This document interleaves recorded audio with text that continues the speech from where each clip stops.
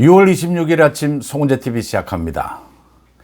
김민석이 국무총리 후보자에 대한 인사청문회가 결국은 파행으로 끝이 났습니다. 그러니까 전혀 제대로 된 자료 제출을 하지 않아서 국민의힘은 어제 오후부터 이 인사청문회를 사실상 보이콧을 했고, 그렇게 해서 12시를 넘어가면서 이제 이틀로 예정이 됐던 청문회가 끝이 났습니다. 김민석은 전혀 자료 제출도 제대로 하지 않고 소명도 하지 못하고 더 의혹만 커졌습니다. 그런데도 국민의힘의 주진우 의원을 비롯해서 국민의힘을 오히려 공격하는 이런 뻔뻔스러운 모습을 보이면서 급기야는 노무현의 그 논두렁 시계까지 들고 나왔습니다. 국민의힘이 주진우 의원을 비롯해서 송원석 원내대표, 당이 굉장히 어려운 상황에서도 이 김민석 인사청문회에 그런대로 잘 대비를 했고 또 날카로운 공격도 보여줬고, 그렇지만 역시 아쉬운 부분도 있었습니다. 전체적으로 지금 분위기가 다운이 되어 있는 데다가 이 주진우 한 사람에게 의존하는 이 공격이 민주당의 그 집중적인 떼거지로 나서서 김민석을 비호하는 것을 덮기에는 역부족이었다. 이 언론의 환경도 완전히 기울어져 있었다라는 생각을 하게 됩니다. 그 다음 이화영입니다. 이 이화영이 사면을 해달라라고 이재명을 협박하다가 태도를 바꾸었습니다. 자세를 바꾼 것이죠. 이제는 특검이 필요하다. 이 대북 송금에 대해서. 대북 송금 자체가 지금 조작된 것이다. 이게 지금 대법원 판결까지 모두 나온 것입니다. 그러니까 검찰의 사건 조작, 대법원 판결, 이 사법부의 판결도 모두 잘못됐다. 이게 지금 이재명 정권의 일관된, 김민석 마찬가지입니다. 이화영 마찬가지입니다. 일관된 주장입니다. 그래서 검찰도 없애야 하고 사법부도 바꿔야 된다, 이런 식입니다. 대북 송금을 특검을 하자라고 하니까 민주당에서 맞다, 재수사가 필요하다, 대북 송금은 조작이다, 이렇게 맞장구를 치고 있습니다. 국민의힘이 이 부분에 대해서도 잘 대응하지는 못하고 있습니다. 윤석열 대통령에 대해서 특검이 갑자기 이 사건을 이첩받자 말자 바로 체포영장을 청구를 해서 어제 기각이 됐습니다. 그리고는 오는 28일 이제 소환을 했습니다. 윤 대통령은 당당하게 소환에 응하겠다, 또 김건희 여사도 소환에 응하겠다라는 입장입니다. 병원에 입원해 있지만 이걸 두고도 지금 국민의힘에서는 이걸 어떻게 대응해야 하는지 사실은 우왕좌왕하고 있습니다. 윤 대통령에 대해서 체포영장이 청구가 되고 이게 기각이 된 것이 굉장히 환영할 만한 일이냐, 이게 윤 대통령이 승리한 것이냐, 갈피를 잡지 못하고 있습니다. 전체적으로 지금 이재명 정권, 김민석, 이화영, 조국 모두 마찬가지입니다. 이재명 정권은 장관 인사까지를 했습니다. 일부를. 이재명은 굉장히 발빠르게 움직이고 있습니다. 굉장히 교활할 정도로 변신에 능합니다. 이게 정말 진정한 변화인지 아니면 교활한 변신인지 이재명과 민주당은 급속도로 변하고 있습니다. 그런데 국민의힘은 변화되는 모습을 보여주지 못하고 있습니다. 세상이 다 변화하고 있는데 변하지 않으면 도태됩니다. 뒤떨어질 수밖에 없습니다. 정치인은 1시간 1시간 단위로 급변한다라고 합니다. 살아있는 생물이라고 이야기를 하죠. 지금 국민의힘의 가장 큰 문제를 꼽으라면 변화입니다. 변화, 세상이 변하는 것에 따라서 전략을 바꾸고 대응을 바꾸고 계속 이렇게 해줘야 하는데 그게 재빨리 일어나지가 않습니다. 판단도 제대로 되지가 않습니다.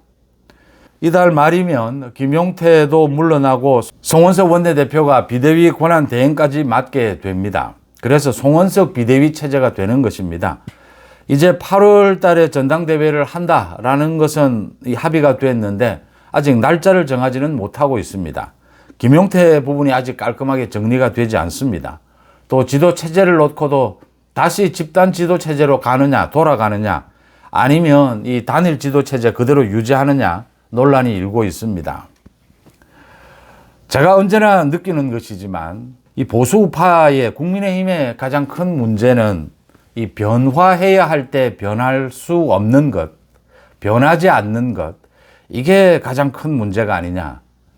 이게 판단을 빨리빨리 해야 하고 정확해야 하고 그래야 빨리 변화할 수 있고 당원들과 지지층을 앞서서 국민의힘이 이끌어갈 때도 있고 당원과 지지층이 국민의힘을 이끌어 줄 때도 있고 이렇게 이제 박자가 맞아 떨어져야 된다라고 하는 것인데 그런 부분들이 아쉽다라는 생각을 갖습니다.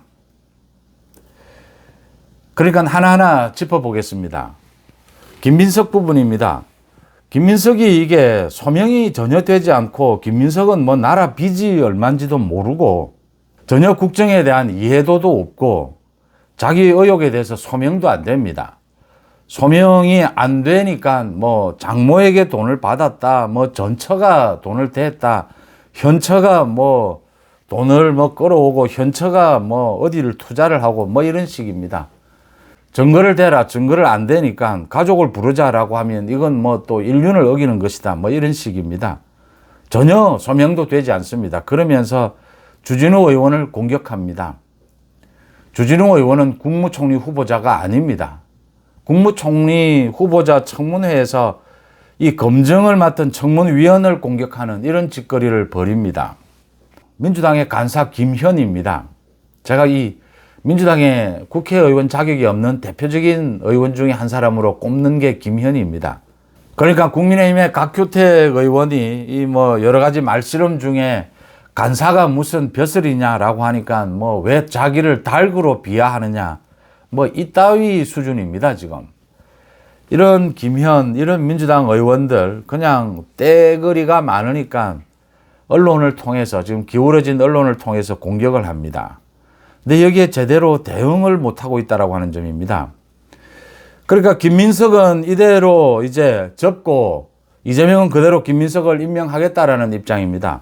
김민석을 그대로 이렇게 임명을 하면 이제 남아있는 것은 중요한 것은 검찰이 김민석에 대해서 수사를 박차를 가할 수밖에 없습니다. 김민석은 뭐 의혹이 한두 가지가 아닙니다. 거의 권력형 비리입니다.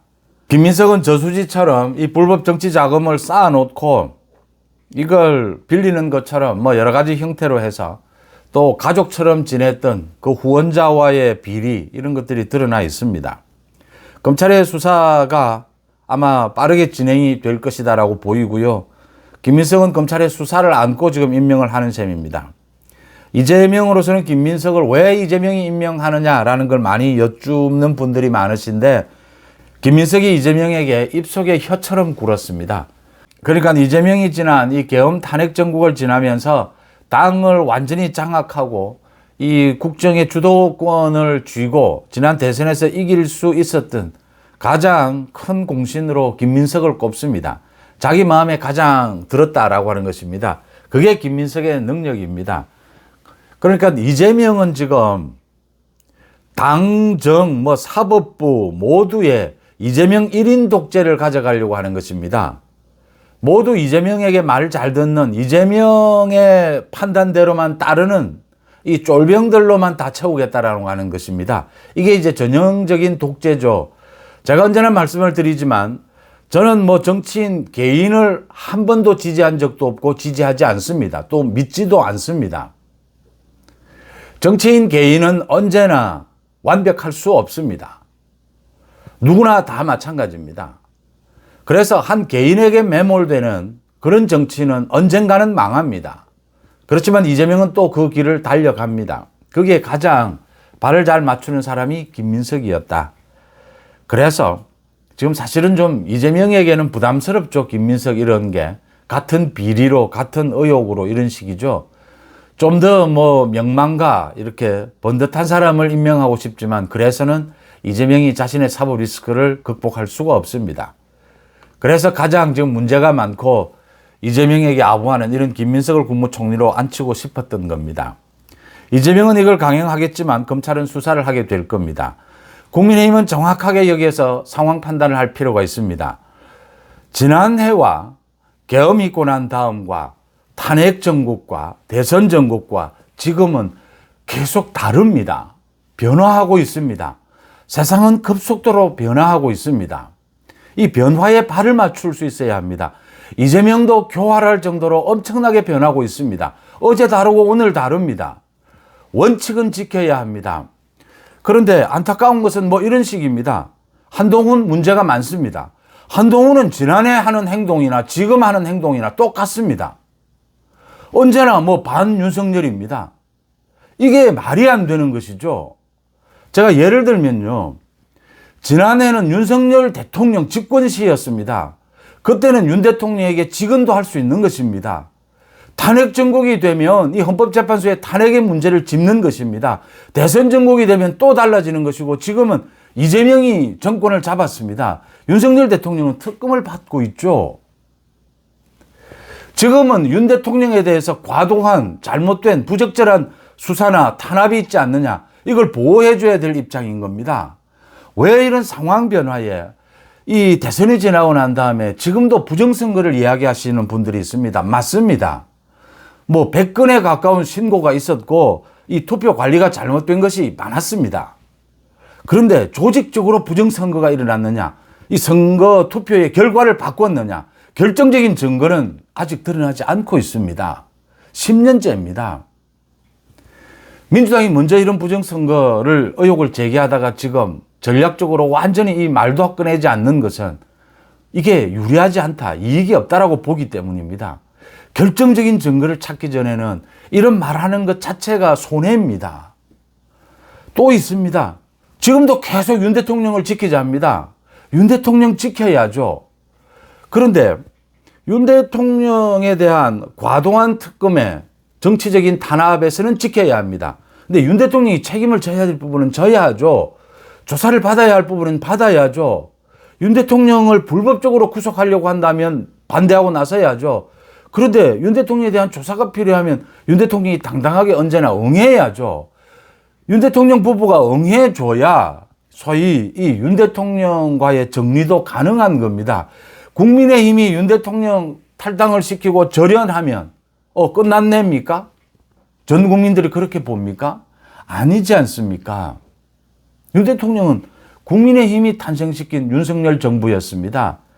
그래서 윤 대통령도 윤 대통령의 몫이 있고 이렇게 자꾸 변해가야 된다라는 부분을 제가 말씀을 드리고요. 김민석 부분, 이제는 새로운 국면입니다. 이제는 검찰 수사가 진행이 될 것이고 김민석을 임명을 할 겁니다. 이제는 송은석 원내대표가 국민의힘이 화력을 집중해야 될 것은 검찰 수사, 그다음 이 김민석의 뻔뻔스러운 이런 작태들 그리고 이 임명입니다. 결정적으로 어제 걸려들었습니다. 그러니까 이걸 반박을 제대로 못했는데 이 노무현의 논두렁 시계를 가져왔습니다. 노무현의 논두렁 시계는 좌파들이 언제나 억울한 검찰의 조작 수사를 이야기할 때 논두렁 시계를 이야기합니다. 그 팩트는 이런 겁니다. 노무현이 자신이 받은 박연차 회장으로부터 받은 뇌물을 이야기하면서 검찰이 명품 시계 2개를 받은 것을 박연차 회장으로부터 받은 것을 꺼내자 노무현이 한 말이 이 시계 이런 부분까지 이런 것까지 꺼내지는 맙시다 라고 이야기한 겁니다. 사실상은 인정을 한 것이죠. 박연차 회장이 노무현 형에게 줘서 형이 전달한 것이었습니다. 그래서 이게 이제 일부 언론에 검찰에서 일부 언론에 흘리면서 이게 논두렁에 버렸는지 받기는 받았다 이렇게 보도가 되면서 이걸 검찰의 조작 수사의 대표적인 걸로 계속 이야기를 합니다. 팩트는 이겁니다. 노무현은 박연차 회장으로부터 이 명품 시계 2개를 받은 겁니다. 그걸 어디에 감추었는지 어떻게 했는지는 노무현이 검찰 수사에서 이런 부분은 거론하지 말자, 덮어달라라고 이야기했던 부분입니다. 받긴 받은 겁니다. 이걸 파고들어야 하는 겁니다. 지금 김민석이 이 주진우를 공격합니다. 어처구니 없는 일이죠. 반박해야 하고요. 논두렁 시계를 끌어왔습니다. 김민석이 비리를 저질렀다라는 자백 아닙니까? 비리를 저지르긴 했는데 이게 언론 플레이를 통해서 자신에게 과도한 프레임을 씌운다라는 걸 부각시키기 위해서 노무현의 지금 논두렁 시계를 가져온 것 아닙니까? 노무현의 논두렁 시계가 뭡니까? 비리를 뇌물은 받은 겁니다. 언론 보도가 잘못된 겁니다. 이게 검찰의 조작 수사입니까? 아니지 않습니까? 이 부분을 파고들어야 합니다. 김문석 부분을 바로잡아야 하고요. 연결해서 지금 11명의 장관들에 대해서 임명을 해서 뭐 말들이 많습니다. 뭐 농림부 장관은 저게 장관급이 되느냐라는 생각이 들 정도로 농림부 장관은 농림부 장관 자기만 빼고 모든 여야 뭐 모두가 반발하는 이런 상태입니다.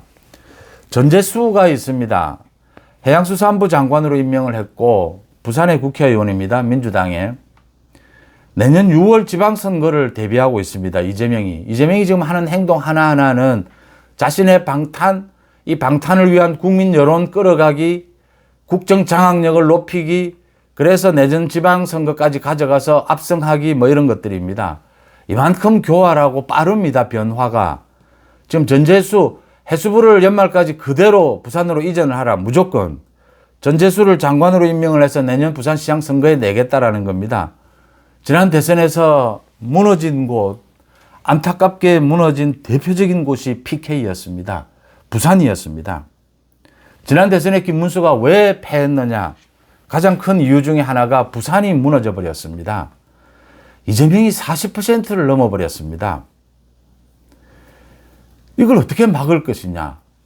지금 국민의힘에 충청권 의원들이 나서서 해수부를 왜 이전해 가느냐 반박하고 있고, 김용태는 이게 뭐가 뭔지 분간도 못하는 것이 해수부 이전 무조건 반대한다 뭐 이런 식입니다.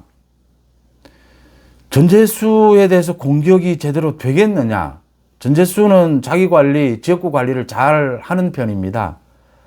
이걸 이렇게 반대하면 이게 부산의 수건 사업입니다. 해수부 이전이. 이 해수부 이전이 부산에 어느 정도 이 발전의 효과가 있을지는 사실은 참 두고 봐야 되는 일입니다. 그런데 오랜 수건 사업이었죠.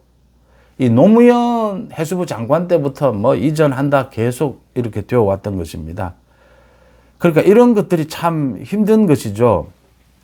이 반대할 수가 없다라고 하는 겁니다. 해수부 이전, 이런 짓을 이재명이 저지르면, 이런 변신을 하면 이걸 전략적으로 잘 생각해 봐야 합니다. 이 세종시 전체에서 해수부 하나 빠지는 것은 큰 문제가 아닙니다. 그런데 부산에 해수부가 오느냐 가느냐는 이게 부산 민심에는 결정적인 겁니다. 이재명이 언제나 이런 걸 가지고 국민의힘의 분열을 꾀합니다. 국민의힘이 언제나 여기에 놀아납니다. 이런 부분요. 그 다음 노동부 장관, 고용노동부 장관입니다. 고용노동부 장관에 노동자를 임명을 한다. 국방부 장관에 민간인을 임명한다. 이런 것들 동티가 날 겁니다. 이런 부분들이 잘 대응을 해가야 하고요. 이 이화영이 처음에 이재명에 대해서 자기 사면해달라고 할 때 이재명을 협박하는 것이다. 저도 그렇게 평론을 했습니다. 그런데 갑자기 바뀌었습니다. 특검을 하자입니다. 이 대북송금에 대해서. 이 수사가 잘못됐으니까 특검을 하자. 이 대법원 판결까지 났습니다. 7년 8개월입니다.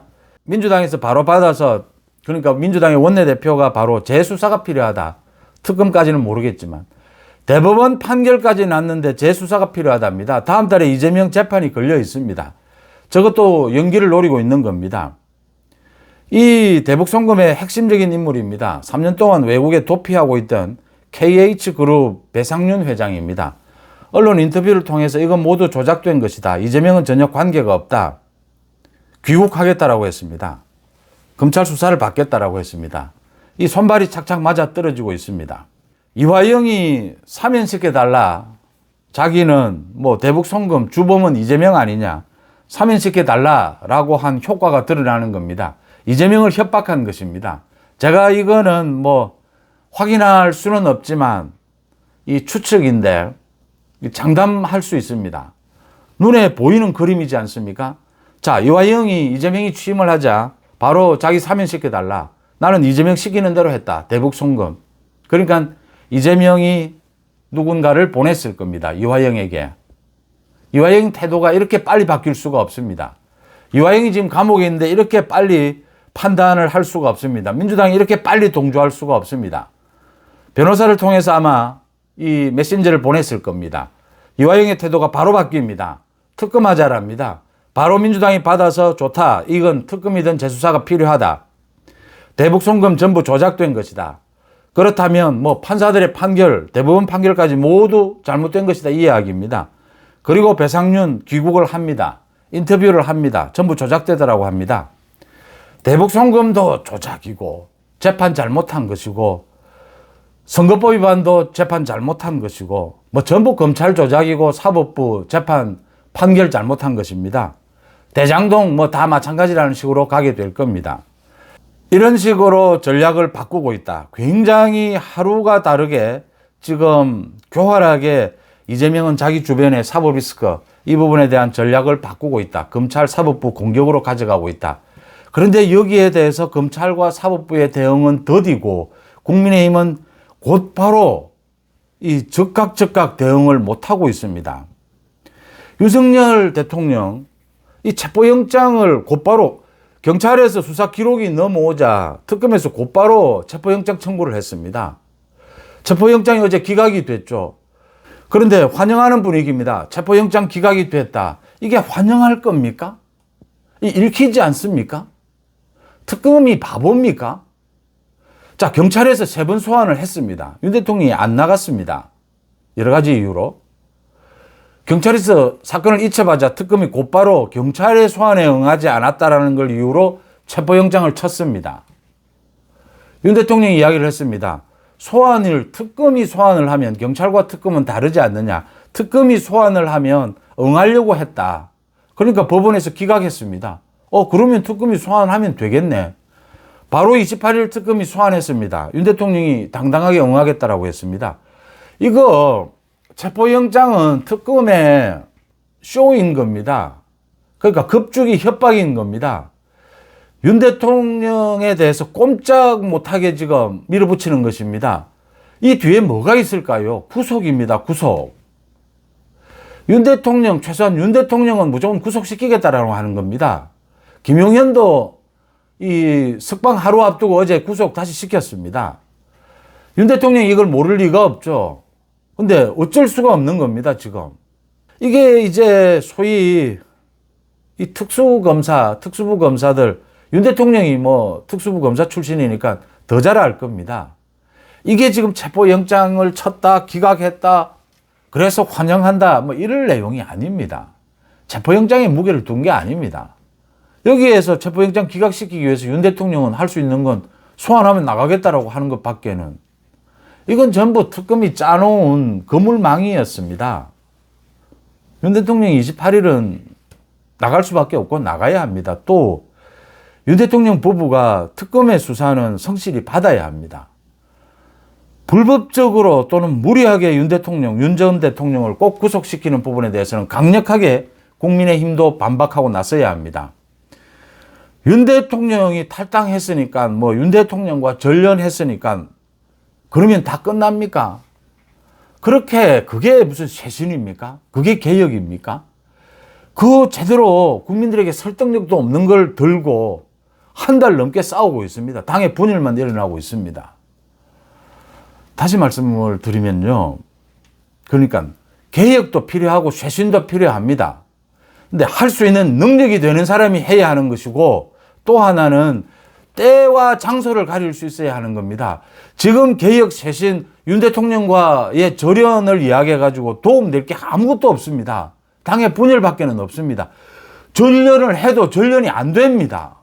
될 리가 없지 않습니까? 이게 대통령 선거 때 다르고 탄핵 때 다르고 다 다른 것이죠. 제가 한동훈을 빗대서 다시 한번 말씀을 드리겠습니다. 한동훈이 지난해에 윤석열 대통령을 향해서 이것 좀 바꾸자, 개혁합시다. 그건 옳은 것이었습니다. 때와 장소, 내용에서. 계엄이 있고 탄핵 정국으로 접어들었습니다. 한동훈은 똑같습니다. 똑같이 윤석열 대통령이 잘못했답니다. 헌법재판소의 윤 대통령에 대한 탄핵은 잘못된 겁니다. 절차적으로. 자, 대선에 들어왔습니다. 똑같습니다. 한동훈은 똑같이 반윤석열입니다. 지금 대통령 선거가 끝나고 이재명이 대통령으로 취임을 했습니다. 지금도 반윤석열입니다. 반윤석열이 잘못됐다라는 것이 아니라 꼭 태도가 변하지를 않습니다. 이재명은 교활하게 어제 다르고 오늘 다릅니다. 매일같이 전략이 바뀝니다. 저만큼 날아가는데 국민의힘은 이만큼 한 것도 잘한 겁니다. 김민석 인사청문회 잘했습니다. 송원석, 주진우 아니었으면 이만큼도 오지 못했을 겁니다. 잘하고 있는데 좀 더 잘해야 된다. 전체가, 국민의힘 전체가 좀 이재명의 생각을 읽어가야 합니다. 이재명의 눈빛을 보십시오. 순간순간이 바뀝니다. 이 보이지 않습니까? 김민석의 태도 변화, 민주당의 전략 변화, 이화영에 대해서, 윤 대통령에 대한 특검의 변화 다 보이지 않습니까? 이 왜 빨리빨리 따라가지 못하느냐 이야기합니다. 당원들이 지지층이 요구하는 것이 있어서 먼저 이렇게 정치가 바뀌면 또 이 소외를 당한다. 당원 지지층과 함께 가야 하지 않겠느냐. 여러 가지 이야기를 변명은 할 수가 있습니다.